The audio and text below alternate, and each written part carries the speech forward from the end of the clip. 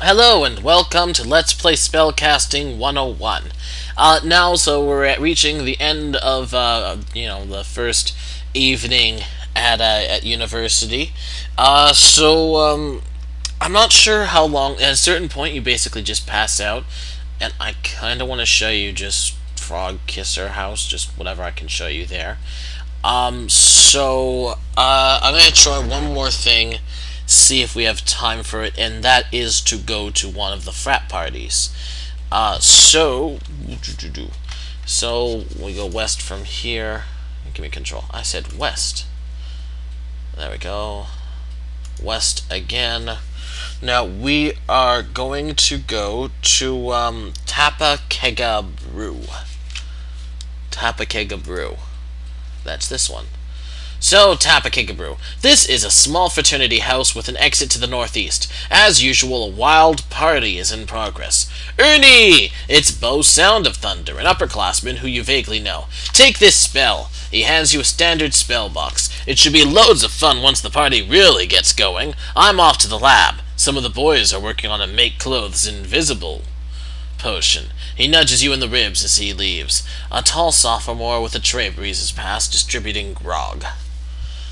Alrighty, so I'm gonna save this as party 1. Because I believe there's like 2 parties. So let's examine stuff. Actually, I just want to see something, because when I was giving you the tour before, I forgot to see if you can go upstairs in Tapakega, whatever.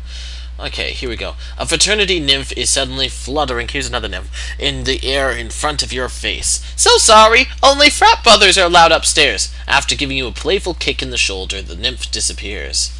Oh, those nymphs, they're kind of adorable. Alright, so let's examine the ale. I wonder what happens if we examine all. Why not? Let me just see what happens. Okay. So examine the ale. You see nothing special about the ale. Can you take the ale? You quaff some brew. Again, let's take some grog. Yeah, it's the same deal. Grog, I guess they treat it as the same thing as ale. What happens if you, like, drink too much? Feel really tired. The beer keg runs dry, and the kegmeister blows a whistle that dangles around his neck. About 3.5 seconds later, 2 fratmen trot up with a new keg and spirit the old one away. Can I get drunk?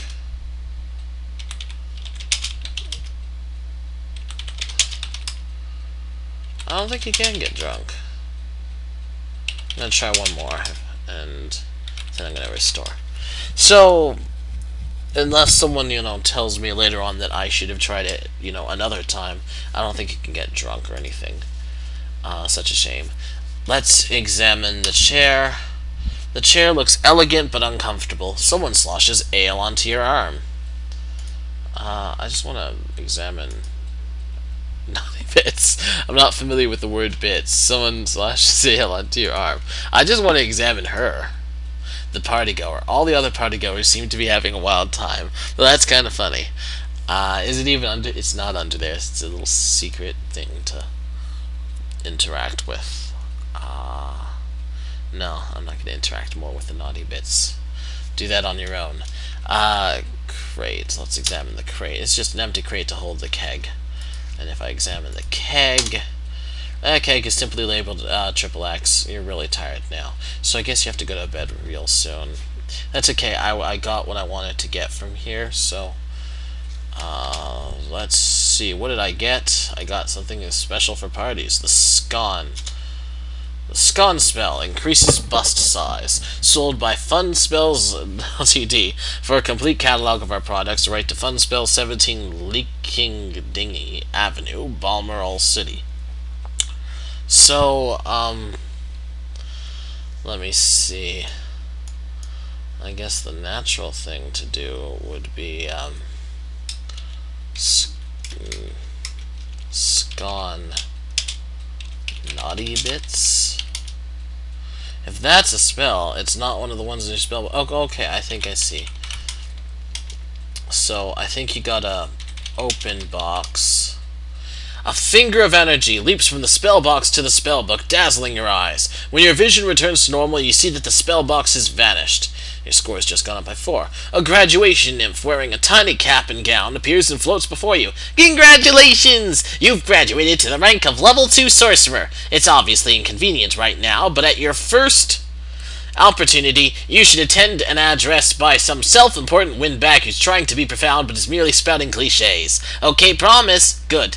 Also, once you have an office, you'll want to write away to Sorcerer Central HQ for a suitably framed certificate. The nymph vanishes without a trace. Okay, so now I have that spell. And I just want to see. There we go. So now Scone appears there. Aw, that's a shame. That's a real shame. Let's see, anything else? Oops. I can look at here. Not really anything. I can look at that window. Anyhow, examine that and then I'll leave. Through the window, you see the landscape grounds of campus. Ernie! It's Bo's Sound of Thunder. Why aren't you dancing, bro? Get with the program. Okay, let's dance. Wow, Twinkle Toes.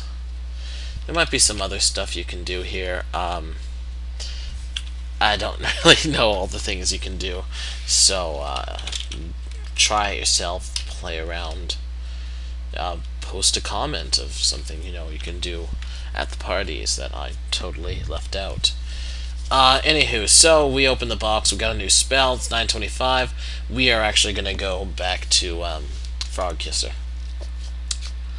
So, I'm going to go back Guano Court, and south of here is Frog Kisser House. Frog Kisser House. You are standing in the central lounge area of the primary on-campus dormitory. Your room lies off to the east, and a stair ascends towards the housemaster's suite. There are exits to the north and southwest. Also, a hallway of ancient stone beckons to the northeast. A metal plaque adorns one wall. The usual role-playing crowd is huddled in the corner, deep in a game of malls and muggers. We enter the Croissant Emporium. A glass case filled with croissants spans the emporium. The proprietor says that chocolate croissants are 2 gold pieces, raspberry croissants are 3 gold pieces, and dragon's egg croissants are 100 gold pieces. The only exit is back into the mall. So basically this is like, in the world of sorcery, they don't play Dungeons and Dragons, they play malls and muggers, and they roleplay as, people in our world. And it's sort of comical in its own way. I think there's a crap load of different things that they say about their games, so be forewarned. Every time I enter here, I'll probably be reading something. Oh, I didn't want to say that. Whatever. So let's examine stuff and see what is worth looking at. So, examine the dorm door. Many rooms lie around the lobby of the dorm. Your own room is off to the east.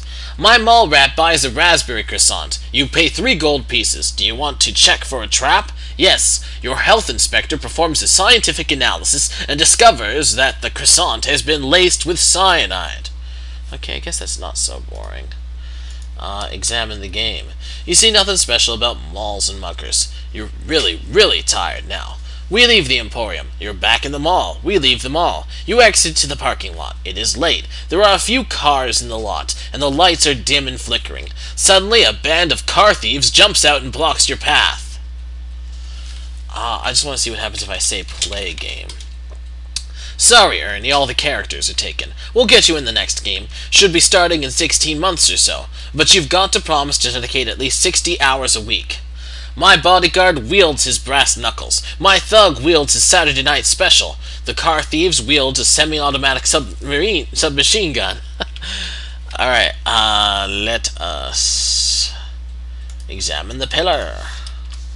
You see nothing special about the pillar. We retreat! The car thieves spray you with bullets. Roll 2 40-sided dice and 1 17-sided die. Your bodyguard is hit in the shoulder and takes 1,800 damage points. Your debutante is hit in the head. Her brain is splattered all over the side of an expensive imported sports car. Wow. Let's examine that plaque. Frog Kisser House. The construction of this dormitory was made possible by a generous gift from Buford Frog Kisser, class of 878. We summon an ambulance. The ambulance takes you to a large hospital in the center of the city. A number of injured shoppers are clustered about the admitting desk. Let us examine the role players. The gamers are dressed in their usual outlandish garb. It's incredible how they attempt to get into their roles. For the nth time, you wonder when they ever study, eat, sleep. How much for treatment? For the bodyguard, 150 gold pieces. The debutante cannot be treated here. The physician recommends a faith healer at a nearby strip mall. We pool our gold pieces. You have 137 gold pieces between you. Let us examine the rug. Yeah. A red carpet covers most of the floor. We'll abandon the debutante, sorry Charlie, and leave the hospital. You're in an alley, flanked by a hospital and a toaster oven factory outlet. The alley opens onto a major thoroughfare. But wait, an unexpected blackout hits the city. 6 looters immediately smash the windows of the factory outlet. I hope you're really enjoying that game. Can I pick up rug? You can't take the rug. Hey, who attached these 10-ton weights to your eyelids? How are the looters armed? With wooden sticks and light metal chains. We attack the looters in a general melee. Roll 1 4-sided die, flip 2 coins, and pick an orange card. You kill 2 looters and wound a 3rd. Can I pull rug? So that's where the janitors have been putting all the dirt. We attack again. Roll 2 12-sided die, pick 1 card from decks H and J, pick one of these straws. You kill the wounded looter, and wound the other 3 looters. But wait, 12 more looters appear armed with napalm and surface-to-air missiles. Run away! We run away! Okay, don't worry, I think we're, gonna leave them soon. And if you want to listen to every single bit of their dialogue, you can, play your own game and stay here forever and ever, because there's a lot. Let's see. I think I'm just going to examine the serpent heads on the stairs and the table. The stairs are guarded by serpent heads, an ornamental reminder of rougher days past, when such enchanted creatures would protect the doorways of lords and mages from enemies real and imagined. You run away in a chaotic formation. A missile strikes your housewife. She suffers no injury. A missile strikes your investment banker. He is blasted to smithereens. The remaining party members run into the safety of a large mall. You can leave the mall, or you may enter one of several shops: a footwear store, a chainsaw boutique, or a croissant emporium. Actually, I wonder if they just go into the croissant emporium and it repeats, but I remember there being, a heck of a lot of things. Examine the stairs. The stairs are guarded by a serpent head, same thing as before. Alright, the good thing I get to show you now is if you don't return to your room by 10:25, I guess, you slide to the floor and fall asleep. You are high atop the mast of a pirate ship. Far below, Lola Tigerbelly is being forced to walk the plank into the mouth of a waiting lockpick monster. I guess this is a dream. Grabbing a rope. You swoop down and pluck Lola from the very edge of the plank. You wake up, rested, refreshed, and with a serious hard-on. Frog Kiss Your House. You're standing on the central lounge area of the primary on-campus dormitory. Yeah, same thing as before. And, I guess they do sort of continue. I could have sworn that there's, other stuff. Maybe there's other stuff on, different days. Anywho, I'm gonna restore. I'm not going to read their stuff this time, don't worry. I wanted to examine the table just to see. The table's small and finely polished. And, okay, so let us go east and into our room. Your room. This is either your room or the town dump, and since you don't have keys to the town dump, it must be your room. A door leads west to a common area. You recall that somewhere beneath the disaster is something bed-like. You're really, really tired now. So we don't have much time to look at whatever the heck's in your room. My room. So let's just look at... Actually, we're, running out of time. I guess next time I'll look at the stuff in the room and figure out then. So thank you for watching. See you next time.